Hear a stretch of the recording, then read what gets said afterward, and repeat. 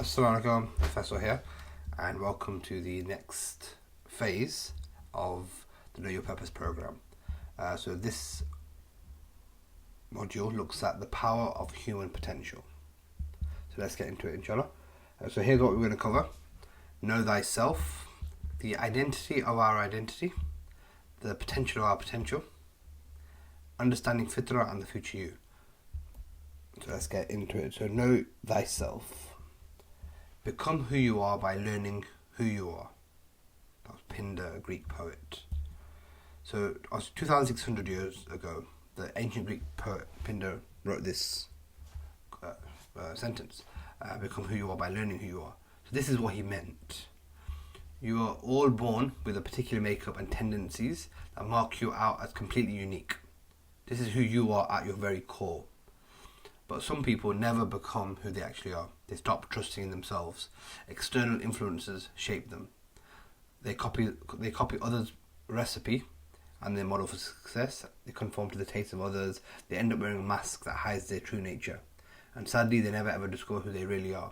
So therefore they never fulfill their purpose or potential. Even people who do quite well in their life, it might be that they've done well despite going against their true nature. But if they were on their true nature, they could have done even better because they would have been completely in flow and in sync. And what's more, this is the key. Knowing yourself is the key to connecting with God. Prophet Muhammad said that he who knows himself knows his Lord. Every civilization has got a maxim like this. That's what this next phase is really all about. It's really getting to know yourself like never before. Imam Ghazali talks extensively about this in his works, particularly in The Alchemy of Happiness. It is critical if you want to attain sa'adah, contentment of the heart, happiness, which only comes through knowing God. His quote was, this is his quote, "Knowledge of self is the key to the knowledge of God. According to the saying, he who knows himself knows God. And as it is written in the Quran, we will show them our signs in the world and in themselves, that the truth may be manifest to them." Now, nothing is nearer to you than yourself. And if you don't know yourself, how can you know anything else? If you say, "I know that myself," meaning your outward shape, your body, your face, your limbs, and so forth, such knowledge can never be a key to the knowledge of God, because it's physical, it's basic. Nor if your knowledge as to that which is within only extends so far. That is, when you are hungry, you eat. When you are angry, you attack someone. Will you progress any further in this path? For the beasts are your partners in this. So this is essentially saying that if all what you know yourself is, oh, when I'm hungry, I eat, or when I'm angry, this is what I do, then, well, the beasts also do that. So you're not like unique in that respect. Real self-knowledge consists in knowing the following things. What are you in yourself? And from where did thou come? Where are you going? And for what purpose have you come to stay here a while? And in what does your real happiness and your real misery consist of? Some of your attributes are those of animals, some of devils, some of angels, and you have to find out to which of these attributes are accidental and which are essential. Until you know this, you cannot find out where your real happiness lies. The occupation of animals is eating, sleeping, and fighting. Therefore, if you are an animal, busying yourself in these things. Devils are busy in stirring up mischief and in guile and deceit. If you belong to them, do their work. Angels contemplate the beauty of God and entirely free from animal qualities. If you are of an angelic nature, then strive towards your origin, that you may know and contemplate the Most High, and be delivered from the thrall of lust and anger. You should also discover why you have been created with these two animal instincts, whether that they should subdue and lead you captive, or whether that you should subdue them and in your upward progress make one your steed and the other one your weapon. So essentially what this last sentence is saying is that, as we said in, I think it was module 2, when we went into understanding the human and what we're made up of, the heart consists of animal traits, such as that of the pig being greedy, and then the one of the dog, so being angry, then the one of devils, which is to plot and be evil and stuff, and then it has angelic nature as well. So if you can master yourself, if you can master yourself and bring out the angelic quality that we all have, then instead of these other traits taking you captive, you will be able to basically not only just control them, but you'll be able to use them as one your steed and the other one your weapon. Basically, you'll be able to use them as your tools to even get to to even greater heights and even greater happiness. So that's what that essentially is about. So as you can see, it's very, very important. So Aristotle also said, knowing yourself is the beginning of all wisdom, and almost every philosophy or civilization has this as a universal concept. So we need to do the deep work now of understanding ourselves from every angle.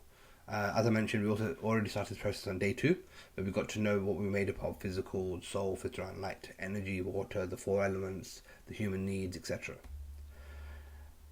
Now, how this links with the previous stage is that we now know what our overall purpose is: to serve, to be as vicegerent, etc., to fulfill our potential.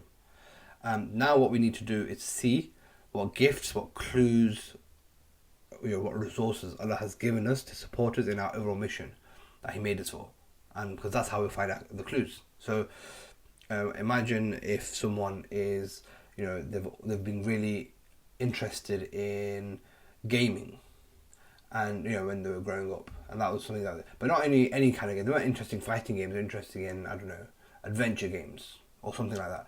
And then they were also then very logical in their thinking, and then they were also very interested in maths. All of a sudden, you're starting to see a trend or a theme. Okay, they're interested in logic, or they've got a very logical mind. They have a interest in a sense of adventure and that kind of stuff. So the idea is that when you start stacking a lot of this stuff together and mapping it all out, a lot of them you're able to connect the dots, and there's a thread connecting a lot of these things. So that's what we're going to look at. So the more data points we look at, the better the algorithm, and in the same way we want to give ourselves the best idea by going deep. Once you understand yourself to this kind of level, your life will absolutely change, inshallah. So why is it so important to understand ourselves? As we move towards understanding ourselves better, let me just address really quickly why it's so important. If you don't understand yourself, you will not understand anything else, including your relationship with Allah. Because this is one of the biggest dilemmas of the human condition, and it's one of the most likely to elude necessary attention. Because we're not taught this at school, basically most people go through life not really knowing themselves. Right, and so we think, why is it a big deal? Other people are successful. I'm sure they don't know themselves, etc., etc. Right, but yourself is the springboard from which you launch into the world. It's the lens through which you see everything else. Yourself is the language which you use to speak to the world. So if you have a problem now with understanding yourself and who you are and what you believe and what you feel and all these things, your interactions with the world will be riddled with problems and glitches. The blemishes in the lens will seem as flaws in the objects seen through it.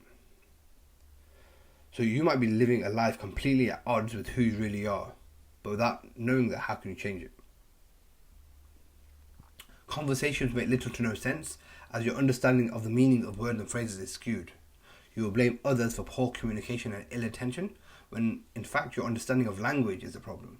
You will not appreciate the beauty of filmed objects just because your lens is distorted. Life will be frustrating and traumatizing because you are not seeing it for what it is. You are projecting a messy self onto the subtle neatness of life and then blaming it as unfair and nonsensical. A good understanding of yourself can and will change everything else.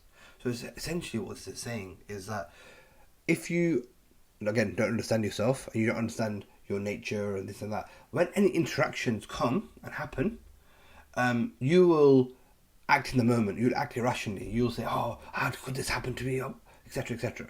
Whereas if you've got a good understanding of yourself, you know what, that is, you'll understand, okay, you know what, my nature is someone who gets angry quickly.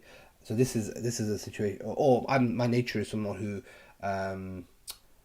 takes, I can get I can misunderstand things quite quickly. I've done that in the past. You know what, let me try and process this. If you can counteract, things that might happen, and mitigate risk and all these things if you know who you really are.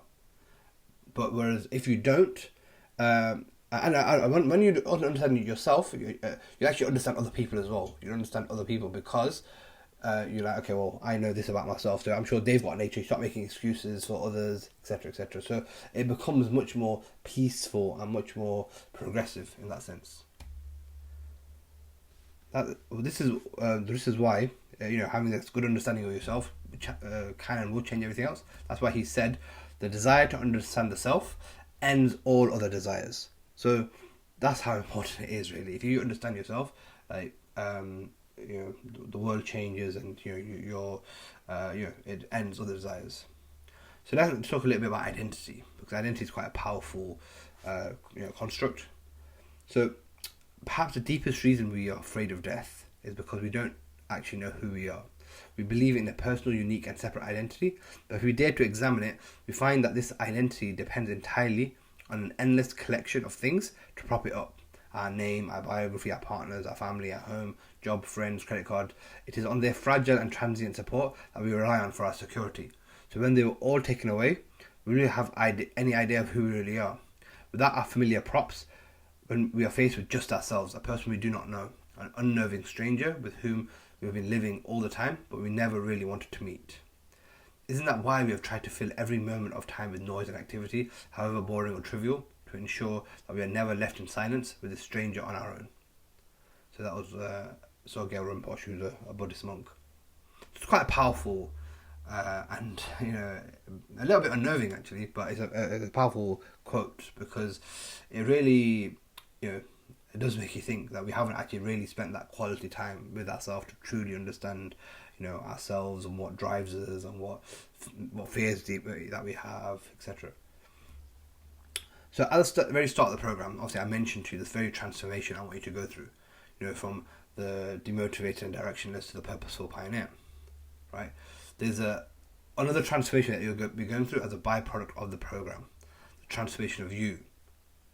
So you will not be the same person at the end that you were at the beginning. It's impossible to be. Your current state can only take you to a certain level. So what I want you to do is to embrace that change. You might even need to shed the comfortable identity you have long held, especially if it's not serving you or your purpose. So let me just show you a quick diagram. So obviously this is what we said the process would, the purpose transformation is your current situation where you're lost and lethargic and you're feeling like your life lacks meaning. And we want to take you to here where you're living a life with energy, enthusiasm and impact. Right, but then this is the other transformation. So who you are now versus who you need to become to achieve your mission and realize your full potential. So that's another transformation that will be happening. I want to give you an example here of an identity. So when people are trying to change a habit, so let's say quit smoking. If you say if they sort of say, okay, no, I don't smoke anymore, I've quit smoking, they'll always be craving it. They'll always be tempted. So that's why what they say is that but if they adopt the identity of no, I'm not a smoker, it becomes very easy to say no. Oh, that's not me. It's not. It's not. We also have that thing. Oh, it's not me. It's not me. It's not me. It's the same with sometimes you see a lot of Muslims who might be quite liberal with certain things. Some of them might drink, some of them might do they might be okay with boyfriend and girlfriend, etc., but they most often than not are very, very strict about pork, and that might be something to do with the upbringing, and again, that's just an identity thing. It's just that look, I don't eat pork. Simple. And so it's not. It's like when I was growing up. Everyone would say, don't you get tempted by alcohol? Don't you just want to try it once? But it's very, very easy. It's very simple because it goes against my identity as a Muslim, and you don't miss what you never had, and you're not even, like I said, it's not even in the question. So this identity is a very powerful construct that we build. But what I would say, so it can be a good thing, but it can also be a bad thing, because our identity is merely a character, but one we give more and more power to as we get older and more entrenched in our beliefs and values, because it becomes the default thing that sort of makes our decisions for us. Yeah, identity becomes so powerful that it starts pulling the strings and making our decisions for us. But what you need to know here is that we are absolutely capable of evolving, and we are transforming all the time. Obviously we're going to cover all this stuff in more detail later, because this might be things that prevent transformation and we need to break it down. But what you need to know for now, this is not fixed. Even on a physical level, our cells are constantly regenerating and replenishing. Physically and chemically, we'll be brand new, but our old identity somehow remains, right? But not anymore, right? We need to embrace who we truly are at our core. Forget this identity, this shell that we built up to protect ourselves from the outside world and this belief system that we adhere to. But we need to forget what the world tells us, right? But of course, it's not easy. It's not easy. Even GOAT, as in greatest of all time, tennis superstar Serena Williams, she's achieved the most in the game. No one is near her in terms of achievements and stuff. Even she struggled to be herself and would copy her sister. I mean, there's an interesting quote here. So Serena Williams, the tennis superstar, told Oprah Winfrey that as a child, she always tried to be Venus, her elder sister and fellow tennis superstar Venus Williams. There was 2 Venus Williams in our family. It was crazy. At restaurants, my parents would make me order first. Once you ordered, I'd change my mind. It was tough for me to stop being Venus and become the person I am. I still copy Venus in many ways, but it's not as bad. So it's something that everyone struggles with to an extent. Identity and being our true self versus the person we want to be or aspire to be, etc. So if you look at today, what actually makes up our identity? So on a base level, you say, our age. So we're in our 30s, or I'm a teenager, or I'm 50 plus or whatever, right? So age might be one thing. Another thing might be culture. Okay, so I'm British, or I'm of Pakistani heritage, or I'm Arab. So that's another thing that makes up our identity. Another thing could be class. So I'm middle class, or I'm working class, or I'm upper middle, or whatever, right? So that could be something. Another thing could be ethnicity, right? So again, I mentioned culture. Culture, it might be more like a British culture, or I've grown up in this culture. But ethnicity is more just through your background and your heritage and stuff. Then we have religion. Of course, religion is quite a powerful thing that shapes who you are, who you become. And so if you live your life by certain values. Your career. So a lot of people they identify as their job. Yeah, I mean, most people, when they, if you introduce yourself at a gathering or a party, or hi, I'm Faisal, I do this or I do that. So it's identity is always is often misrepresented, or we confuse it a lot with our job and what we do. Another thing might be to do with disability or ability. So you might say, oh, I've got ADHD, or I've got dyspraxia, or I've got X or Y. So again, that's another identity group that people have for themselves. Obviously, in this day and age, you have the sexual identity as well, or gender identity, and all these kind of things. So the point of it is that there's lots of different groupings and stuff for what represents our identity, and that's at the base level. So, just these things. Then if we go layer down, you can define yourself also by a group or interest. So I'm Gen Z, or I'm a millennial, or I'm a vegan, or I'm a feminist, or I'm a Manchester United fan, or I'm a cat lover, or I'm a traveller. I read a good book called The Values Compass, right? So this looked at something called geopsychology. Now, what this lady who had written the book did was that she had travelled to over 100 countries, and then she summarised that country with a certain value. So she said, when I went to Singapore, that was, order. The value that they most represent is order because of the way they are, etc. Also, it's like lots of generalizations, but it was interesting because like reading the book, it was like you're traveling the world with it. It's like a travelogue in a way, and it was just interesting to see that what countries, like for example, the USA. It was she says also entrepreneurship. You just feel it in every person you speak to. They've just got this entrepreneurial kind of culture.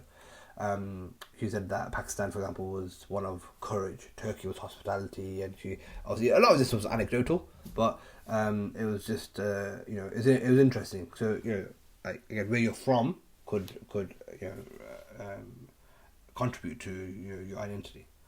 So basically, our worldview has been shaped. So what we think, what we believe, what we champion, what we don't champion, all this kind of stuff has been shaped by all of these different factors, influencing since we were young. Our schooling, our parents, our friends, our the group that we belong to at the age that we're in. So a boomer might be different to a Gen Z guy. So all of this stuff influences since we were young, and obviously we've just adopted it, and it's because it's easy, and so and we think that's who we are and what we believe, etc. But what I'm trying to say to all this stuff is that the identity is not something that is set in stone.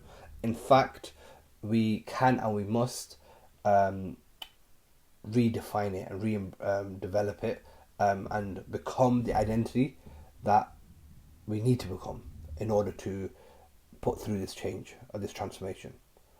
So because identity is one of the most powerful tools that we have, and if we just think, oh no, but this is who I am, I can't change, then you'll never change. So what I'm trying to say is that people have all these different identities that are imposed upon them, but we can impose the right one on ourselves as well, but that's more aligned to who we truly are.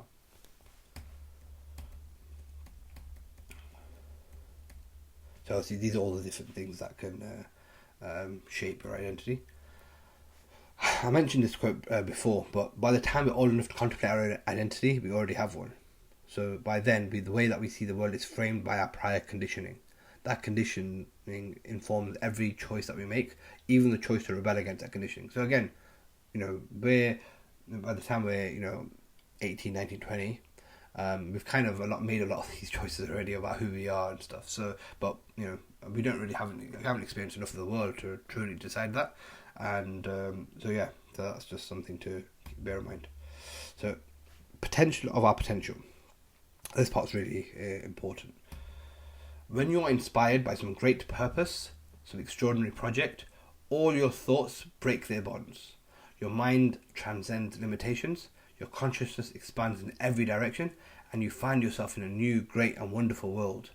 Dormant forces, faculties and talents become alive, and you discover yourself to be a greater person by far than you ever dreamed yourself to be. That's Patanjali, who was a 2nd century Indian sage. Now, I want to start by talking about the power of angels. So obviously we knew that Hazrat Jibreel was the one who delivered messages to the prophets, etc. Mikhail controls the weather. Israel is the angel of death. So these are extremely powerful creatures. They could do things that humans can't do, right? But yet, when you think about it, they are the ones who bowed down to our father, Adam alayhi salam. They were the ones who bowed down, even though they've got all these different powers and different roles and titles that they're actually delivering what they're supposed to do. But why? Because he was taught the name of all things. That's why they bowed down. So what does that tell us about this gift that Allah gave us? It's the same with animals, right? You think about how powerful an elephant is, or a shark, or a whale, or a tiger, or a gorilla. But we're their caretaker.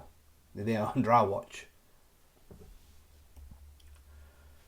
In 2015, the 4th most powerful supercomputer in the world at the time took 40 minutes to simulate just 1 second of 1% of human brain activity. So today, the fastest supercomputer globally is the Tianhe 2 in Guangzhou, China. That's got maximum processing speed of 54.9 petaflops.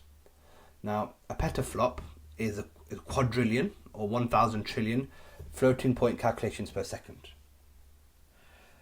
But in contrast, the human brain operates at 1 exaflop, which is equivalent to a billion calculations per second. And so in 1 exaflop, there's 1,000 petaflops. So there's only 54. So the most powerful computer today can only operate at 54 petaflops, but we are operating at over 1,000. So it just goes to show how powerful this device that Allah's given us really is. Your brain can store 2.5 million gigabytes of data. That's equal to 39,000 full-size smartphones. Or to look at it from a different perspective, if you were to record your life from the moment you were born in Ultra HD quality, the highest quality, you have enough storage for around 4 lifetimes worth. Studies have revealed the average person possesses 500 to 700 different skills and abilities. We can store 100 trillion facts. Our mind can handle 15,000 decisions a second. Our nose can smell 10,000 different smells. Our eyes are of 324 million megapixel quality. I remember the days of 4 megapixel and 6 megapixel and stuff, or even the old Nokia phones which were like 1 megapixel. So subhanallah, it's amazing, right? In fact, recent research co-authored by Kristen Harris, a professor of neuroscience at the University of Texas, unveiled that the size of our memory puts it in the same ballpark as the entire World Wide Web. So think about memorizing every single page on the internet ever created. We're capable of it. So all this processing functionality, whilst at the same time being amazingly efficient.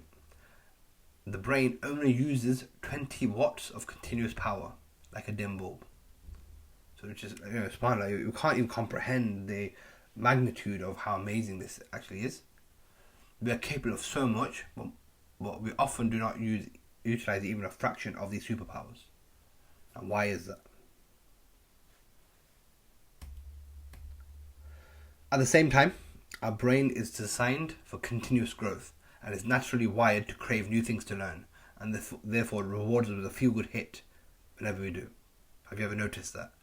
So we have an amazing capacity granted to us, and here's something unbelievable. There's no difference between your brain and Einstein, or think about anyone intelligent, ever. There's no difference between your brain and their brain. We've been given the exact same thing. So, literally everyone has been given the exact same capacity in terms of intelligence. It just manifests in different ways. So, but we all have the same hardware. So this is what I learned. I attended this accelerated intelligence workshop, right? And it was amazing to see because of, their objective was to show people what amazing gifts we've all been given and to break free of the things that are holding us back. And what was amazing to see was that we have this scarily crazy ability to learn. Basically, we've been given a Ferrari, or the most powerful car in the world, but we don't take the Ferrari out of second gear, essentially. That's how we use our brain or our faculties. Because we don't utilize it enough to test it, make it grow. And because we're inefficient, if the brain actually gets bored and then it starts losing its ability and it starts cutting off things that it feels it doesn't need. Well, this is not getting used, let me be more efficient. There's no point in in using all this power when the owner of mine doesn't actually use it. And we're also taught in actually the wrong way completely. So for example, how to read. So this was interesting that obviously we're taught to read phonetically, so with sounds, but the way we actually read is the words are actually images, right? But because when we're reading, we're trying to sound it out, it's far too slow for what the brain is actually capable of, and so this is why we find reading difficult. We get bored. We find it. If it gets frustrated, and that's how it then tires and things like that. So to give you an example, at the start of this workshop. My reading speed, I already read quite fast. People have always said, oh yeah, you're quite a fast reader, etc. So my reading speed is about 175 words a minute. But by the end, it was 1750, 10 times that, 1750 words a minute. Think about how fast you could complete books, etc. And also with full recollection. So a lot of this stuff is based on techniques and strategies and things like that. And even everyone in this workshop was able to memorize the 50 digits of pi, right? But again, it's about having the right frameworks and the right tools, etc. And same with, again, us writing lists versus mind maps. So the thing that the mind maps, the way they're created in a sort of spider diagram, that is representative of how the brain actually connects information. So it's got like nodes and, so again, even the way you can memorize anything using mind maps, because that it reflects how the brain is made up. So obviously these are just through the nuggets that were from there, but the point I'm trying to say here is that Allah has given every single one of us amazing ability, capacity, intellect as standard. But again, we're misusing it, we're neglecting it, or abusing it. What is the ROI that you're getting from your gifts?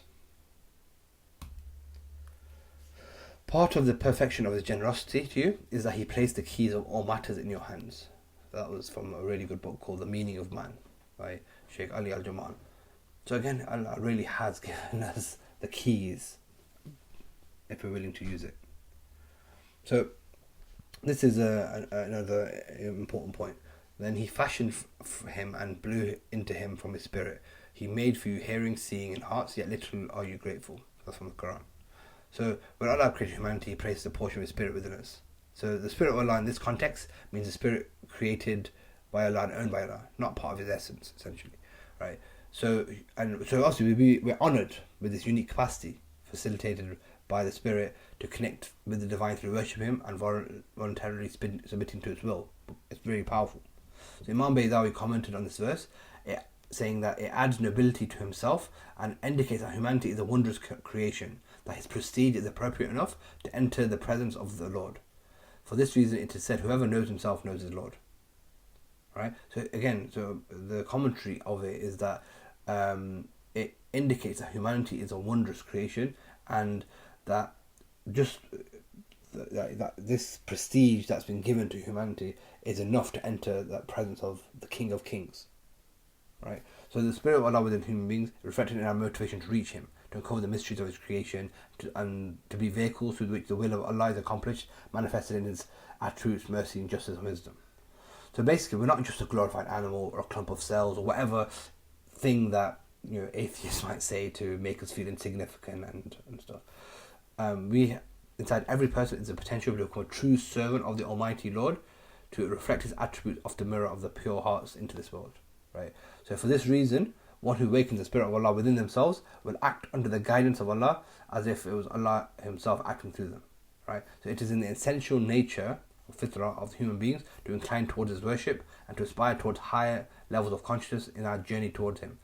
So this is essentially saying deep embedded within us is his spirit, and because of that spirit we desire to, and we need to try and fulfill this massive potential that we've all been given. Indeed, Allah will not change the condition of people until they change within themselves. So again, this is where it has to come from us. There's no point in saying, oh, this all sounds great, but then never taking the action required. Okay, fitrah and the future you. So I'm going to share a short video at this point, because Sheikh Abdul Hakim Murad can explain things way better than I ever can. So just a short clip. So Islamic education, in its most profound aspect, is about equipping us to undertake this journey, which is the journey by which the self is transformed. And it is not a process of negation, it's a process of uncovering. Because the lower aspects of the soul are conditioned by our bad experiences in the world, poor upbringing. They are not from the fitrah. The fitrah is essentially something that is good. And what we came with into the world was not all of these complexes and memories and insecurities that now shape us. What we came with into the world was the ruh, the purity, the absolute wide-eyed, optimistic innocence of the baby.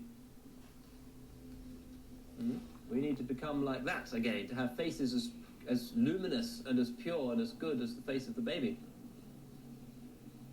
The face of the saint, the face of the prophet, is, of course, a face of experience and wisdom and knowledge, but it is also that luminosity that shines from the brow of the newly born infant. Absence of guilt, absence of sin. I've always been amazed at the Catholic understanding of original sin that holds that the baby, when still unbaptized, is destined for eternal punishment. Until very recently in the Catholic Church it was thought that if a baby died before being baptized, it could never get to heaven and would be punished eternally. Why? Because it's still responsible for the sin of Adam. In the Middle Ages, a pregnant woman who died was not allowed to have a funeral in a church. Her body had to wait outside the door of the church because she carried within her womb unregenerate humanity, a cursed piece of flesh, carrying the stain of original sin not washed away by the sacrament of baptism. So such women, pregnant women who died, were not allowed into church. It's a pretty ferocious view of the human condition, and one that is really the polar opposite of our own. If you want to know why secularity and the rejection of religion developed in the Western world rather than Islam, look at things like that. Very degraded, dark image of humanity. And the face of the baby, on their view, should be something demonic, monstrous. But no, it isn't. It is what we would expect as Muslims. It's something marvellous. As they say in Egypt, when they look at a baby, Lessa Gadid min al-Jannah, it's new from paradise. It's just come from on high. So this is our task. The task is not to get rid of our true natures, but to wash out those stables that have accumulated all manner of filth through the years of our existence in the world, to rediscover what we are really supposed to be, which is the khulafa. And the adult can be an actualized khalifa in the sense that a baby can't, because a baby has no tasrif, has no capacity to control itself or others, and is hence khalifa only in a latent sense. The superiority of the saint and the prophet over the innocent baby is a categoric superiority because of education, because of knowledge, because of experience.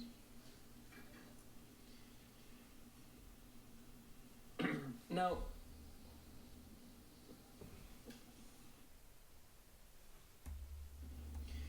so you can see there, he's talking a lot about the fitrah. So fitrah, as we've established, is our baseline. It's our default nature. This is who we were when we came into the world. It represents innocence, purity, belief, and infinite potential. So our objective is to tap into this source of fitrah, as that is what gives us the tools we need to fulfill our own purpose and potential. But first, I want to tell you a story, which for me encapsulates the fitrah and demonstrates the power of it. So this is the story of Hay ibn Yazgan by Ibn Tufayl, who was a 12th century scholar of the Golden Age. Right. So this was considered a classic, and it was translated into multiple languages early on. And it said that modern day classics like Robinson Crusoe, The Jungle Book, Tarzan, even The Life of Pi were inspired by it. So the story begins with Hay as a child who basically is he's on a desert island, alone. There's no people in the island at all. He's just cast upon the shore of this island, where he's suckled by a doe, and he spends the first 50 years of his life without contact with any other human beings. So the book talks through 7 stages of 7 years, and during each 7-year stage he is his own teacher, and he learns about himself and his surroundings. So this is a good example of someone with no outside influence, so therefore it's nothing but fitrah. So the first phase is his childhood, which is 0 to 7. So he was living with the doe and other animals, so he becomes acquainted with basic feelings such as affection and warmth, as well as unhappiness, shame and sorrow. He also learns skills that are necessary for survival, how to find his own food, how to defend himself. At the age of 7, he finally becomes aware that he is not an animal, or at least he is quite different from other animals. Right, so this is what he's come to conclude in that first 7 years. In the third phase, so from 7 to 14 and then 14 to 21, so he realizes he is naked and defenseless, unlike animals. So looking at animals around him, they've got claws, they've got beaks, they've got other things that can protect them. I don't have that, and I'm also they've got feathers that cover them. I'm naked. Right, so he covers himself in leaves and feathers and learns to make use of his physical advantages and mind, such as the ability to walk upright and observing the world. So he discovers he can alter and adapt from the things he finds in nature and use tools. So he learns how to control fire and how to build a protective shelter. When the doe, his beloved mother, dies, he's filled with pain and grief. In an attempt to find out why she has stopped moving. So again, he always wants to know why this happened. So in an attempt to find out why she stopped moving, he cuts the doe open and he finds her heart, which he surmises that, okay, this is where life is probably located. So he opens up the heart and he discovers that one of the chambers is filled with blood, but the other one's empty. So he says that he'll conclude that the vital force of the doe must have been in this empty chamber. So again, he's thinking that there's probably something that kept her alive, but that's now gone. So that obviously is. So he's got some basic understanding of what a soul is. So for Hay, this explains the doe's death. So he concludes now that the dead body is nothing but an empty vessel. It's worth nothing without that breath that previously kept it alive. So this is where he understands the soul, and which he concludes this outlives death. And so he buries the doe, but which he saw a raven doing it, and he just copies that and buries the doe. So in the fourth stage, which is 21 to 28, he observes the stars and wonders what they're made of. So light. He starts thinking about the laws of causality, cause and effect, and he wonders if the stars must be made from an even stronger source of light, which may be the origin of all things. So this is where he's studying the different objects and their natures. So now in the fifth stage, so from 28 to 35, he now studies the cosmos and the stars purposefully, and he's pondering on the finite nature of space. So he's thinking that, this is too big, it's too amazing. There must be some big creator out there who put everything together.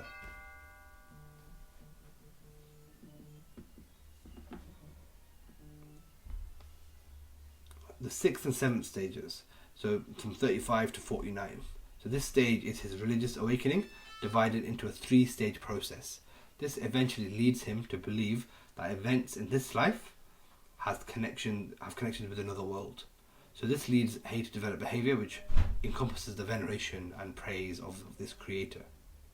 So he becomes obsessed by this pursuit, and he lays aside all worldly activities to dedicate himself wholly to God. The vision of God comes to him at the highest level of awareness. So he now comprehends that this highest stage incorporates knowledge pertaining to the attributes of the creator. So at the age of 50, he has this ultimate experience where he's drowned in ecstasy, and he witnessed that which no eye has seen or ears has heard, nor has it entered into the heart of man to conceive. Overwhelmed by this experience of the divine, Hay now decides to dedicate himself entirely to the contemplation of God, and never again to leave this amazing state that he would find himself in. So what's amazing now is that just by nothing, but no outside influence, his natural inclination has led him to not only comprehending that God exists, but that being so in awe of everything that he has no choice but to worship, and that him worshipping in that pure state eventually leads him to a state of ecstasy and bliss. And then he's like, oh my God, I've experienced this. I've never experienced something as amazing as this. I never ever want to leave this feeling. So I want to just continue doing it.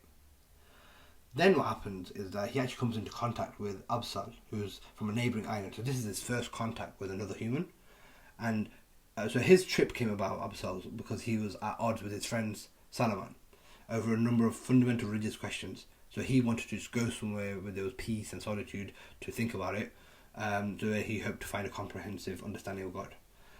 Absal himself believed that there must be some deeper meaning in religion, something more than he had come to know through the formalized practice of faith on his home island.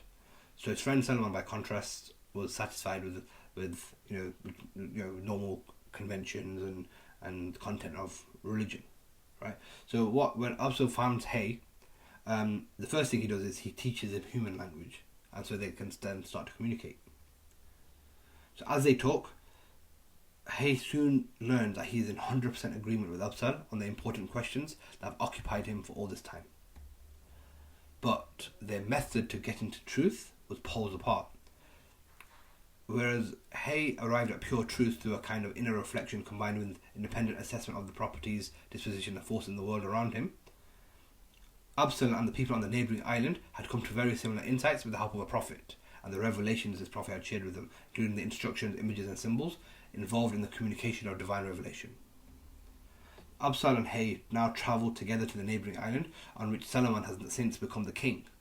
So when Hay meets Solomon and the people in the kingdom, Hay tries to teach this group and explain some of his profound wisdom to them by untiringly describing the comprehensive awareness of God and of the world which he had achieved.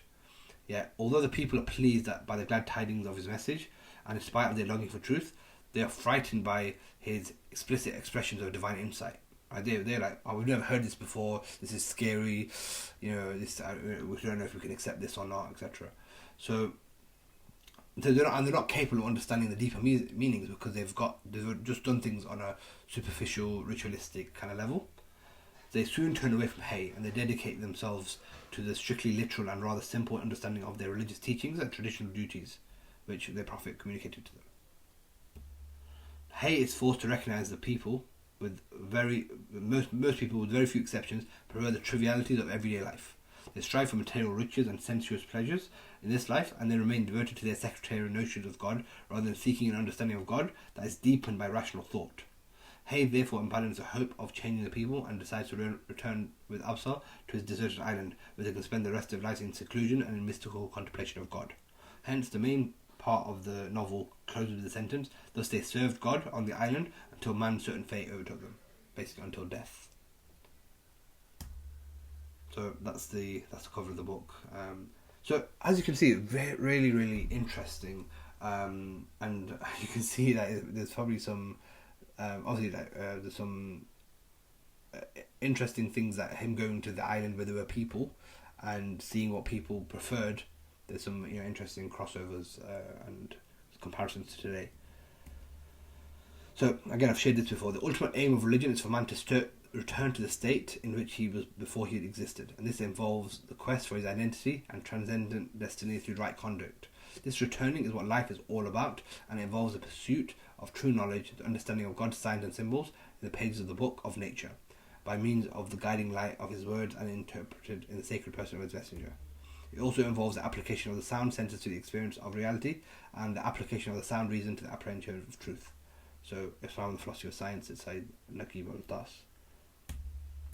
So, we keep talking about fitrah, and that's a really good way for us to get to our potential, etc. And that's the whole reason why we're trying to know ourselves. So again, just expanding on all this. Is there a way that we can examine what it looks like, so we can see that what we need to do? But remember, success leaves clues, so there should be a fitrah model somewhere, right? So, and yes, there is, and quite close to home, believe it or not. So to learn about ourselves, the biggest lesson we can learn is actually from children, because they represent how we're supposed to be as humans, right? Because they're born on the fitrah, so they're the closest to it, but this is before they've been kind of corrupted by the world, etc. So they're a great example to study closely if you want to understand how we should act and behave as people on this planet. So what tends to happen for most of us is that life and school and our job and experiences batter and bruise us, and they program and shape us the older we get. So we become far from who we want to be. So we never quite get to know our true selves until much later, sometimes never at all, let alone nurture them at the right time. All kids are different, but they have commonalities, so we can look to kids to learn the general principles of how we could be or how we should be, and then we could look at ourselves to get a better understanding. So here's why I learned by studying my own. Right. So children, they have a lot of wonder, curiosity, and excitement. Everything is wondrous to them. Everything's an experience. They're truly, truly living in the moment. They're extremely helpful and they want to serve. So, whenever I ask them to do something, oh yeah, okay, they'll compete to be the first to go and get my shoes, or to go and do this and go and do that. They get joy of making me happy and following my instructions. Service, is important to them, right? So they're extremely inquisitive and quick learners. So at this stage of life, they're true lifelong learners and curious about everything they really want to know. They absorb and soak up each and every experience. And when they learn something that they're excited by, they talk about it for days afterwards. It's an innate love for the Quran. So obviously, when if you're in a scary environment, nothing soothes them quite like the Quran. When they listen to the Quran, it just calms them down and they fall asleep. They loved all aspects of nature. So obviously, that's quite a common one that's been known. Children have a deep affinity with animals and nature in general. They love stories. So, as soon as you tell them a story, they want to know more. They want to know, or more please, or they can't get enough of storytelling time. It's amazing how fast kids develop with focused attention. Right, so obviously, it's maybe the same with us, that when you've got a coach, your development is accelerated. So that's an interesting one about development. They're very adaptable. They tend to go with the flow. So they you can put them in anywhere and they just get on with it. They're extremely creative. So they enjoy making things and then showing them off once they've made it, etc. So you can just, as long as there's resources and stuff to play with, they'll be creative. They're shy at first, but then they're friendly and they're eager to please. They've definitely got a bit of a materialistic side, is what I found. This is all basically from I went away for 4 or 5 weeks to Turkey, and in that time, it's the first time where I'm away from things. I can fully focus on them, and so I learned a lot when in that time. Because normally I'm away from home, I'm working, etc. Whereas this is where I was fully immersed in around them. So they really love beauty and cleanliness. So they, I've got 2 girls. They're very feminine, very girly girls. So they love getting dressed up and taking interest in like makeup and perfume and things like that. And they're, even about the toilet being clean, they wouldn't use it if it wasn't clean. Quite interesting. And they're really, this was the time of lockdown, right? So they hated my wife and myself wearing masks. So so maybe because that's unnatural, that's ugly. They, remember the whole beauty begets beauty. So this is another interesting anecdote. They're full of energy and enthusiasm. So it obviously is exhausting chasing after them and stuff. But they've got very similar energy in terms of, but they channel it in different ways. So one's shy, one's outgoing, one's into building blocks, one's into arts, etc., etc. If they're hurt by anything, especially if they bump their head on the door, they don't stop crying until they see justice has been done. So if then I have to hit the door and get revenge on it, basically. So the desire for justice is quite a deep one. They're open to trying new things. So this is where the whole adaptability and stuff goes in. And at the end of a long day, they love nothing more than comfort and cuddles, which help them to sleep. Human contact and warmth is inherently something everyone needs, despite the individualism society may promote nowadays. So all of these skills, adaptability, service, confidence, compassion, intelligence, are fitra, right? Meaning we all have them, we're just far removed from them and we need to tap into them. These are the attributes of the best of humanity. So by returning to our fitra, we can develop our innate nature as Allah designed. So returning to our fitra is the quickest and easiest way to attain the thing the soul is searching for, contentment and knowing Allah. Yeah, so just a last comment on this. Heart does not find contentment in materialism, only in knowing Allah. So the fitrah will lead you towards finding the way out for the solution. The truth resides in the heart, but the fitrah is being destroyed. So, the question is, who are we becoming? So there's 2 paths to follow. We can either the path of the beloved or the path of the damned. So this is a point just to leave you with. So I'm doing something where I'm actually quoting myself for the first time, but this is a saying I've said a number of times, where I've always found when you're on your fitrah, you're in flow. You're in that flow state. And if you're in your flow state, you're probably doing things that are on your fitrah. So that's like a telltale sign. So, so the final thing on this is that, so although this is going to sound a bit like a paradox, because I've always said about discovering a fitrah and reverting to it, but as Al-Hakim Murad said, you need the fitrah state. So you need the fitrah state, but you also want to become this powerhouse that can actually affect change. So you can't be childlike in your actions. So the most important thing to remember who you are now, and who the future you is. That's going to be this formidable, vicegerent. They're not the same. It's the same as Malcolm X in prison versus who he became at the end. So again, as I mentioned, a lot of people say this is who I am, this is what I like, but this the false belief that everything is static, I cannot change. So we actually stop developing at 26, right? And so after 26, a lot of the changes that we make are often due to a significant event or some trauma, but it's not impossible. We are powerful beings that Allah has created, and so who we are today, as we to summarize, is a culmination of our experiences, stories, patterns, and behaviors over time. So the person today, that person who you are today may not achieve what needs to be achieved for you to realize your potential. So you need to become someone new. So I'll give you an example with me. I'm not honestly I'm introverted, but I was always the person who was like behind the scenes. I was good at the writing. I didn't really want to speak to people in terms of like sales and stuff. But obviously, when I got into business, I had to do sales, right? And so I resisted, but then got into it, and I actually realized, okay, it's not bad at all. I'm actually quite good at it, etc., etc. So it became a necessary part of what I needed to do in order to continue working on our mission. So the world is evolving very fast, and we are changing too. As I mentioned before, our cells every 7 years completely regenerate. So we're a brand new person. So, and from a quantum physics perspective, we're just energy. So that means we have the potential and power to become whoever we need to become, and it might change along the way. So Malcolm X's initial purpose, what got him sparked up, was to tell the white man the truth to himself about himself, or die. Right? That's what drove him. But that evolved as he evolved. Right, so that wasn't forever his thing, but initially that was the thing that got him out of bed.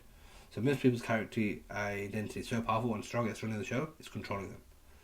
So the most important question we need to ask is not who are you now, but who are you becoming? To understand this properly, we need to take a baseline of where you currently are and who you currently are, so we can wrestle back control from this character. So this wrestling back control is coming towards the back end of the program. But it's good. It's a good juncture to grab the baseline. So direct your face towards religion, inclining to truth, adhere to the fitrah of Allah, upon which He has created all people. No change should be in the creation of Allah. That is the correct religion. Most people do not know. Okay, so here's the action items. So I've got a discovering your character worksheet. That's got quite a few different questions. This is, to do this well, you really should take time in terms of. Spend time getting to know yourself and asking yourself some of these questions, and being detailed in your answers. And then just to understand our current worldview, there's a quiz that you can fill in, and that will be quite interesting in terms of the influences that have shaped us, etc. Like what is the way we currently view the world. So that's it for this one, and I'll just leave you with these quotes. It is never too late to be what you might have been. So George Eliot. And then Al-Ghazali said knowledge exists potentially in the human soul, so it's already there. But like the seed in the soil, by learning, the potential becomes actual. So the next one, we'll start learning about who we actually are, inshallah. So that's it for this one, and I'll see you on the next one. Assalamu alaikum.